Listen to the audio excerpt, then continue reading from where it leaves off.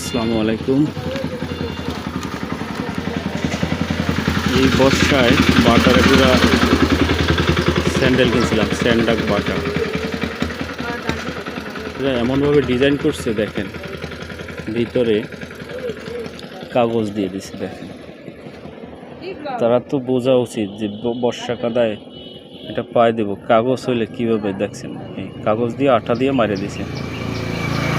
বর্ষা কাদায় এটা কীভাবে বল, আমরা তো বৃষ্টিতে ভিজানোর জন্য এটা কিনছি না। বৃষ্টির পানিতে যদি ভেজে ভিতরে পা ভিজে সাদা হয়ে গেছে, ভিতরে কাগজ থাকলে কি অবস্থা হয় দেখেন। এটার কাগজটা উঠে গেছে ভিজে কালকে, এখন পায়ে দিলে ভিতরে বইটে আসে,